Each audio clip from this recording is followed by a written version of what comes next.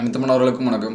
நம்ம இந்த என்ன பார்க்க போகிறோம் அப்படின்னா 12th ஸ்டாண்டர்ட் தமிழ் பப்ளி எக்ஸாம்ஸ்க்கு தேவையான முக்கியமான ஒரு இம்பார்ட்டன்ட் அப்டேட்டட் கொஷின்ஸாக பார்க்க போகிறோம். இது வந்து வாட்ஸ்அப் குரூப்பில் வந்துச்சு. இது உங்களுக்கு வந்து ஹெல்ப்ஃபுல்லாக இருக்கும் அப்படின்னு சொல்லிட்டு நான் இதை வந்து ஷேர் பண்ணுறேன்.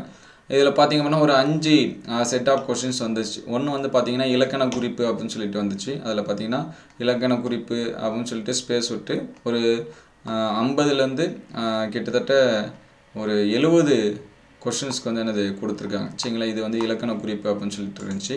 அதுக்கடுத்து ஒரு மதிப்பெண் வினாக்கள் அப்படின்னு சொல்லிட்டு கொடுத்துருக்காங்க. ஒரு மதிப்பெண் வினாக்கள் நம்ம புக் பேக்லேயே இருக்குது, நீங்கள் டெஸ்ட் எழுதி பார்த்துக்கலாம்.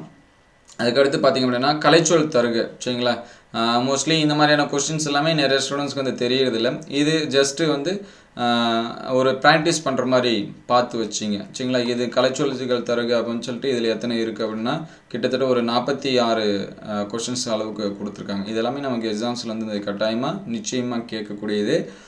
இந்த மாதிரியான கொஷின்ஸ் வந்து பார்த்து வச்சிங்க. அதுக்கடுத்து பார்த்தீங்கன்னா மொழிபெயர்ச்சி வினாக்கள் அப்படின்னு சொல்லிட்டு கொடுத்துருக்காங்க. இது ஒரு 4-5 பேஜஸ்க்கு வந்து கொடுத்துருக்காங்க. அதே போல் இன்னொரு செட்டப்லையும் பார்த்தீங்கன்னா மொழிபெயர்ச்சி வினாக்கள் அப்படின்னு சொல்லி கொடுத்துருக்காங்க. இதோட 5 பிடிஎஃப்பும் நான் வந்து கமெண்ட்டில் பின் பண்ணுறேன். நீங்கள் வந்து எக்ஸாம்ஸ்க்கு வந்து ப்ரிப்பேர் பண்ணும்போது இந்த கொஷினுக்கும் ஆன்சர்ஸ் வந்து எழுதி பார்த்துங்க. டைம் உங்களுக்கு இருக்கும் பட்சத்தில், அல்லது எந்த மாதிரியான கொஷின்ஸ் இருக்குது.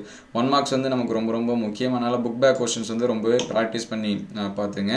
எந்த கொஷின்ஸ் வந்து ஸ்கிப் பண்ணாமல் இது பண்ணிங்க. சரிங்களா, தமிழில் நீங்கள் ஃபுல் மார்க்ஸ் எடுக்கணும் அப்படின்னா நமக்கு 1 மார்க்ஸில் தான் நிறையா ஸ்டூடெண்ட்ஸ்க்கு வந்து போகும். அந்த மாதிரி இந்த இலக்கண குறிப்பு இந்த மாதிரியான கொஷின்ஸ் இல்லை. சரிங்களா, மொழிபெயர்ச்சி வினாக்கள் இது எல்லாமே பார்த்துங்க. இது 5மே நான் வந்து பிடிஎஃபாக கமெண்ட்டில் பின் பண்ணுறேன். நீங்கள் வந்து டவுன்லோட் பண்ணி பார்த்துக்கலாம். ஆல்ரெடி நம்ம பப்ளி எக்ஸாம்ஸில் இது வரைக்கும் கேட்ட கொஷின், சரிங்களா, 7-in-1 அப்படின்னு சொல்லிட்டு ஒரு பிடிஎஃப் வந்து அப்லோட் பண்ணியிருந்தோம்.